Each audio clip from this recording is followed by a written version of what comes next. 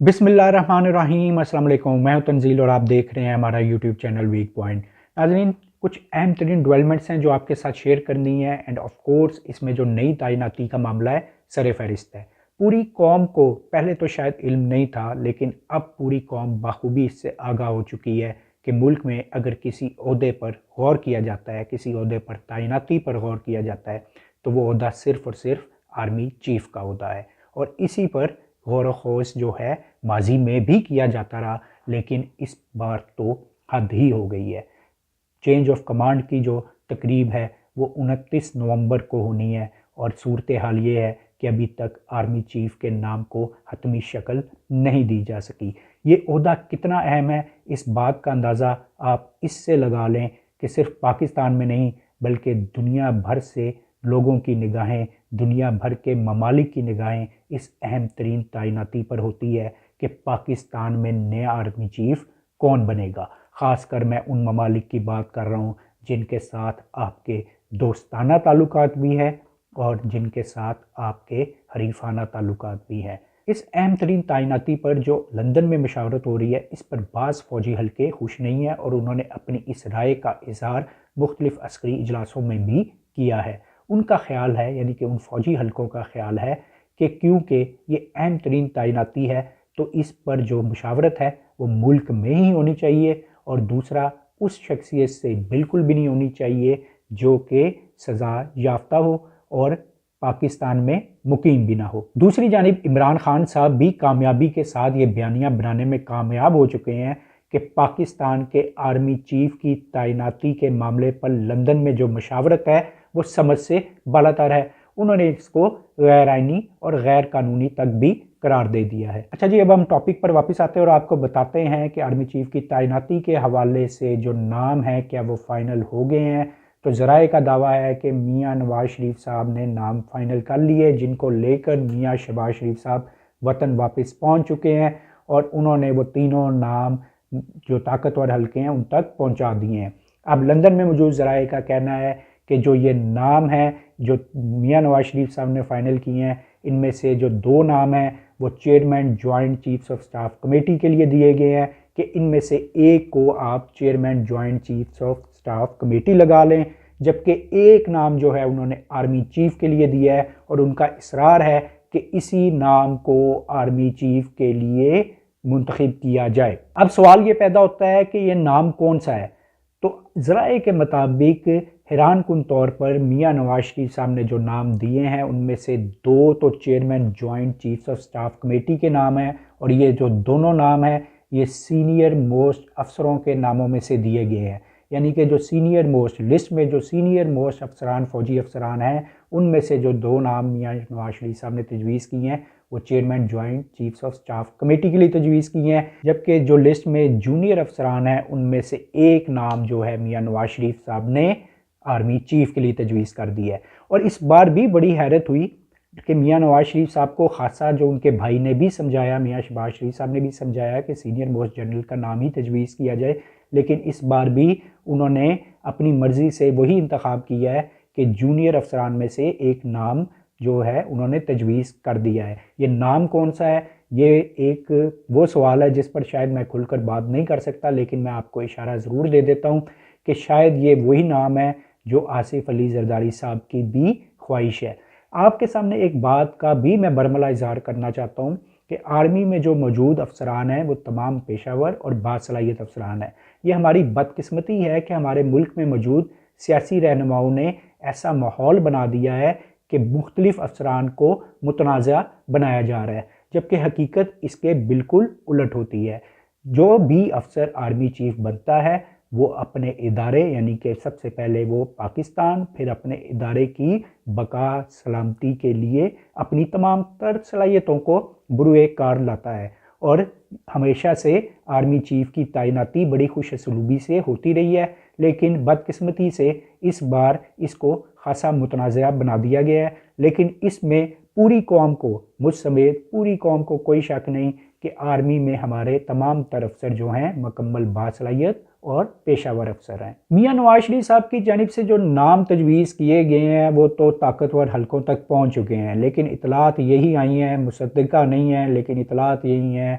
کہ ان طاقتور حلقوں نے ان ناموں کو مسترد کرتے ہوئے وزیر اعظم میاں شہباز شریف صاحب پر واضح کیا ہے کہ آپ کے سامنے جو 2 آپشنز رکھے گئے تھے آپ انہی پر غور کریں۔ یہ 2 آپشنز کون سے تھے یہ آپ کو پچھلے ویلاگ میں بتا چکا ہوں، سرسری سا ذکر کر دیتا ہوں کہ ایک تجویز یہ دی گئی تھی کور کمانڈرز کانفرنس کے بعد کہ vice chief of army staff کا بھی تقرر کر دیا جائے اور ایکسٹینشن دے دی جائے جنرل قمر جاوید باجوہ صاحب کو الیکشن تک، اور اس کے بعد vice chief of army staff army chief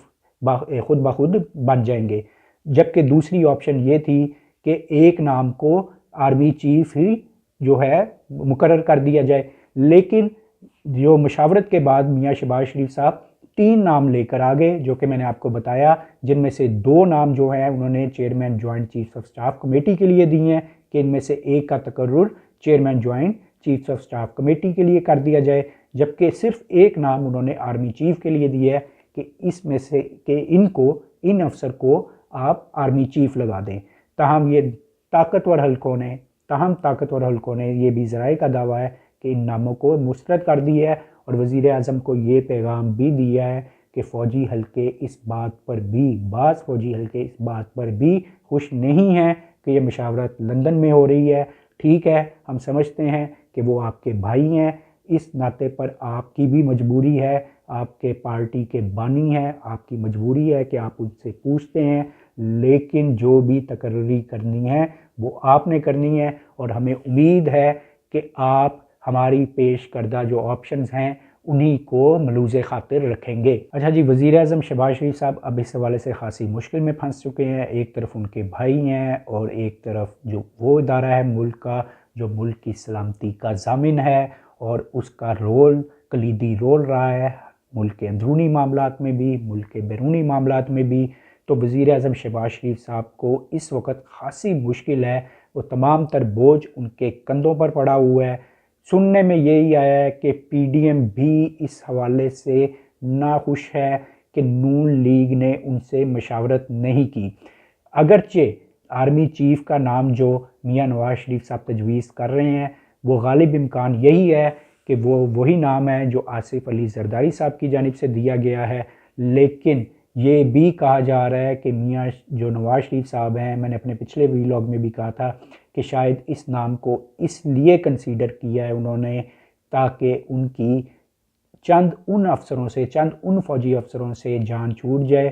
کہ جن کو وہ سمجھتے ہیں کہ وہ ان کے خلاف کام کرتے رہے ہیں، اگرچہ اس میں حقیقت کچھ بھی نہیں، یہ محض پروپیگنڈا ہے، لیکن میاں نواز شریف صاحب یہ سمجھتے ہیں کہ ان فوجی افسروں کی وجہ سے ہی ان کی حکومت گئی تھی یا ختم کی گئی تھی، لہٰذا وہ سمجھتے ہیں کہ جونیئر افسر کو لانے سے یہ افسران سپرسیڈ ہو جائیں گے اور اپنے عہدوں سے آٹومیٹکلی مستعفی ہو جائیں گے، لہٰذا ان کا راستہ صاف ہو جائے گا۔ تاہم فوجی حلقوں کی جانب سے، طاقتور ترین حلقوں کی جانب سے ان ناموں کو مسترد کر دیا گیا ہے۔ اب اونٹ کس کروٹ بیٹھتا ہے یہ آنے والا وقت ہی بتائے گا۔ اچھا جی، ایک اور اہم ایشو ہے جو آپ کے ساتھ ڈسکس کرنا ہے، انتہائی اہم ایشو ہے، لیکن پاکستان میں اس کو لائٹ انداز میں لیا جا رہا ہے، اس پر مذاق بنایا جا رہا ہے، اس پر میمز بنائے جا رہے ہیں، جبکہ حقیقت یہ ہے کہ اس ایشو کا تعلق پاکستان کے مستقبل سے جڑا ہے، اس ایشو کا تعلق پاکستان کی نیک نامی سے جڑا ہے۔ یہ ایشو ہے میاں شہباز شریف کا اور برطانوی اخبار ڈیلی میل کا۔ میں اس ایشو کو سمرائز کرنے کی کوشش کرتا ہوں تاکہ آپ کو سمجھنے میں ذرا آسانی ہو۔ برطانوی اخبار ڈیلی میل جولائی 2019 میں ایک آرٹیکل چھاپتا ہے، اور اس آرٹیکل کے آتھر ہوتے ہیں ڈیوڈ روز نامی ایک جرنلسٹ۔ وہ اپنے اس آرٹیکل میں دعویٰ کرتے ہیں کہ میاں شہباز شریف صاحب جب وزیر اعلیٰ پنجاب تھے تو برطانیہ کی جانب سے امداد دی گئی، اور یہ امداد دینے والا ادارہ تھا ڈپارٹمنٹ فار انٹرنیشنل ڈیولپمنٹ۔ یہ امداد 2005 کے زلزلہ متاثرین کی بحالی کے لیے دی گئی۔ اخبار نے اپنے آرٹیکل میں یہ دعویٰ کیا کہ وزیر اعلیٰ پنجاب، اس وقت کے وزیر اعلیٰ پنجاب شہباز شریف صاحب نے 500 ملین پاؤنڈ کی اس امداد میں خرد برد کی، اور انہوں نے اور ان کی فیملی نے اس امداد سے جو رقم ہے منی لانڈرنگ کے ذریعے برطانیہ میں منتقل کر دی۔ یہ الزام تھا اور اس پر میاں شہباز شریف صاحب سیخ پا ہوئے۔ جولائی 2019 میں یہ آرٹیکل سامنے آیا تھا اور اس پر وہ خاصے سیخ پا ہوئے اور وہ حق عزت کا دعویٰ لے کر برطانوی عدالت میں پہنچ گئے، اور ان کو حقیقت میں ایسا کرنا بھی چاہیے تھا۔ برطانوی عدالت نے ڈیلی میل کی انتظامیہ کو بلا لیا اور ان سے جواب طلب کیا۔ اخبار کی انتظامیہ نے 1 بار وقت مانگا، 2 بار وقت مانگا، 3 بار وقت مانگا، 4 بار وقت مانگا، 5 بار وقت مانگا، اور وہ وقت مانگتے تھے اور پاکستان میں شادیانے بجائے جا رہے تھے کہ جی ڈیلی میل ابھی تک جواب جمع نہیں کرا سکا، جبکہ حقیقت یہ تھی کہ ڈیلی میل نے عدالت سے وقت اس لیے مانگا تھا کیونکہ ان کا کہنا تھا کہ کرونا کی وجہ سے پوری دنیا میں لاک ڈاؤن ہے اور ان کو ایویڈنس اکٹھا کرنے میں مشکل ہو رہی ہے۔ بہرحال انہوں نے اپنے تمام شواہد اکٹھے کیے اور شواہد کے ساتھ انہوں نے اپنا تفصیلی جو جواب ہے عدالت میں جمع کرا دیا۔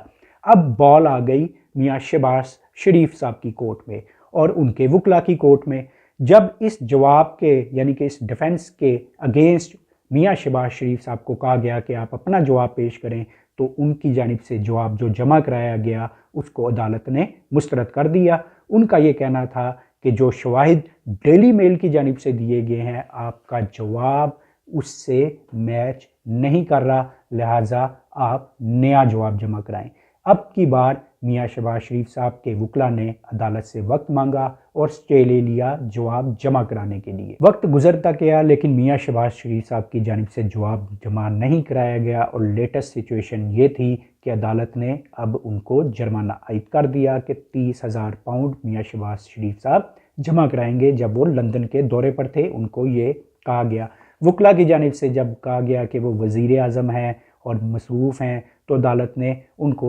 سختی سے تنبیہ کی کہ وزیر اعظم ہیں تو ہیں، لیکن عدالت میں وزیر اعظم اور ایک کامن مین برابر ہوتا ہے، لہٰذا آپ جواب جمع کرائیں دوبارہ، اور اگر آپ جواب جمع نہیں کرا سکتے تو اس کا مطلب یہ ہوا کہ برطانوی اخبار ڈیلی میل کا دعویٰ جو انہوں نے آرٹیکل میں کیا تھا ٹھیک ہے، لہٰذا آپ کو باقی رقم بھی جرمانے کے طور پر ادا کرنی ہوگی۔ لیکن صورتحال یہاں پر ختم نہیں ہوتی۔ میں دعا کرتا ہوں، میری اللہ سے دعا ہے کہ میاں شہباز شریف صاحب اس کیس سے سرخرو ہو کر نکلے، اور یہ میں دل سے دعا کر رہا ہوں۔ اس کی وجہ یہ ہے کیونکہ اگر وہ یہ دعویٰ جیتنے میں ناکام رہے تو آئندہ شاید کوئی بھی ملک پاکستان کو امداد دیتے ہوئے 100 بار سوچے۔ اس سے ملک کی نیک نامی بھی متاثر ہوگی، یعنی کہ آپ کو بدنامی مول لینا پڑے گی۔ پھر صورتحال میاں شہباز شریف صاحب کے لیے بھی آئیڈیل نہیں ہوگی، کیونکہ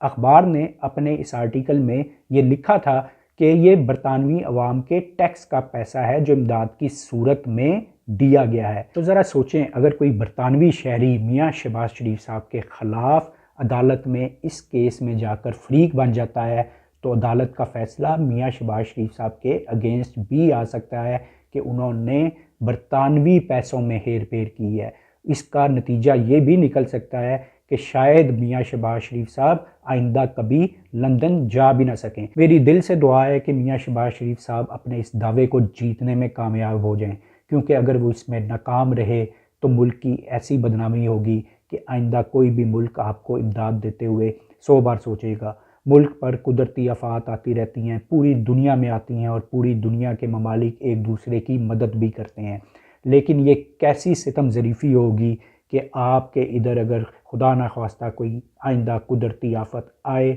اور کوئی بھی ملک آپ کو امداد دینے پر تیار نہ ہو۔ اللہ کرے کہ ہم لوگ پاکستان اپنے پیروں پر اتنا اچھا، اتنا مضبوط انداز میں کھڑا ہو جائے کہ اس کو کسی دوسرے ملک کی امداد کی ضرورت نہ ہو۔ لیکن ابھی تو حقیقت یہ ہے کہ ہمیں اپنے بہت سے مسائل کو حل کرنے کے لیے باقی دنیا کی طرف دیکھنا پڑتا ہے۔ اللہ کرے ہم اس ایشو میں سے یعنی کہ میں سمجھتا ہوں کہ یہ خالی میاں شہباز شریف صاحب کا ایشو نہیں، یہ بلکہ پورے پاکستان کا ایشو ہے کہ ہم اس میں سے کامیابی سے باہر نکل آئیں۔ امید ہے ناظرین آپ کو آج کا ویلاگ بھی پسند آیا ہوگا۔ اپنا اور اپنے اس چینل کا بہت خیال رکھیے گا۔ اللہ حافظ۔